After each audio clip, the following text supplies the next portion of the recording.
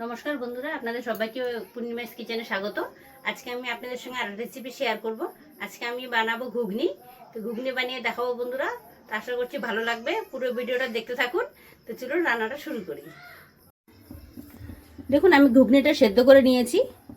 এই দেখুন, একটু শক্ত শক্ত রেখেছি, মানে আবার যখন এটাকে রান্না করব তখন সেদ্ধ হয়ে যাবে, তার জন্য সেদ্ধ করে নিয়েছি। এখানে দেখুন, আমি কাঁচা লঙ্কা, টমেটো, পেঁয়াজ, রসুন, আদা কেটে নিয়েছি ছোট ছোট করে। এগুলোতে ঘুগনিটা তৈরি করে নেব।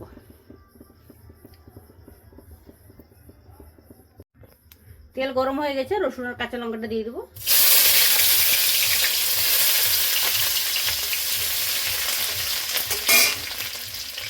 এবারে পেঁয়াজ দিয়ে দেবো।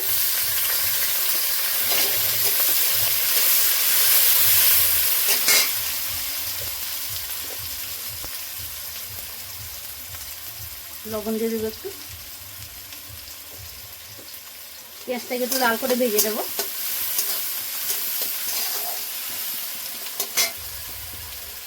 পেঁয়াজ, রসুন, কাঁচা লঙ্কা হালকা করে ভেজে নিয়েছি।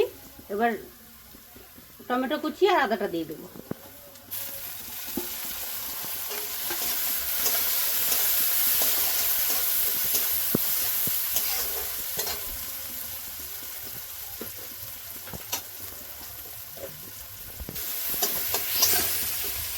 এবার গুঁড়ো মশলা দিয়ে দেবো, সামান্য একটু জিরে গুঁড়ো,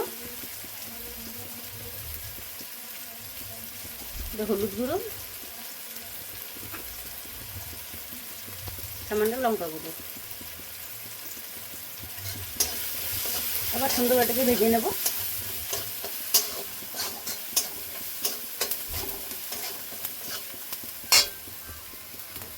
জল দিয়ে দেবো হালকা।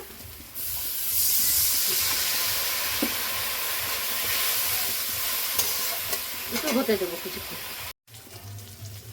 মশলাটা ভেজে নিয়েছি, মটরগুলো দিয়ে দেবো।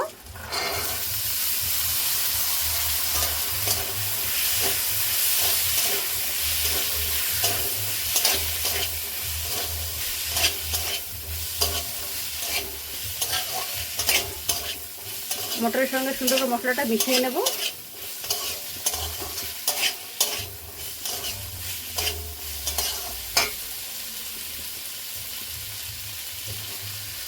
এবার দিয়ে দেবো জল।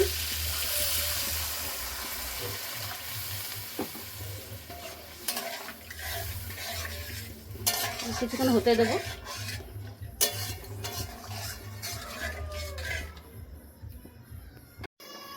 ঢাকনাটা খুলে দেখে নেব।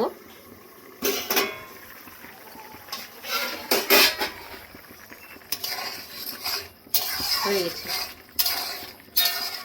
ঘুগনিটা পাতলা ঝোল তৈরি করবার জন্য আমি দিই না, আলু দিই নাই। অনেকে আলু দেয়, আমি আলু দিই না। পাতলা পাতলা ঝোল হয়েছে, খেতে ভালো লাগবে। দেখুন,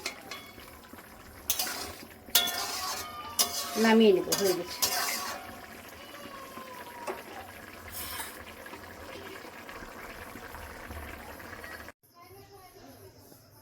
ঘুগনিটা বাটিতে বাটিতে নিয়ে নিয়েছি। উপর থেকে দিয়ে দেবো কাঁচা পেঁয়াজ।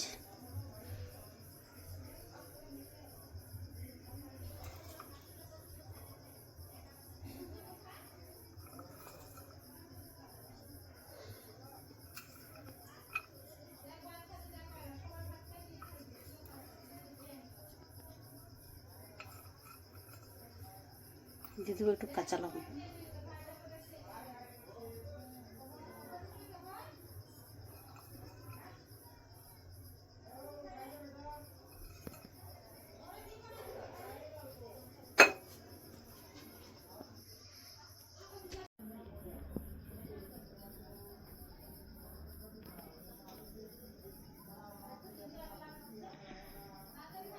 দেখলেন বন্ধুরা, আপনাদেরকে আমি সহজ পদ্ধতিতে ঘুগনি বানিয়ে দেখালাম।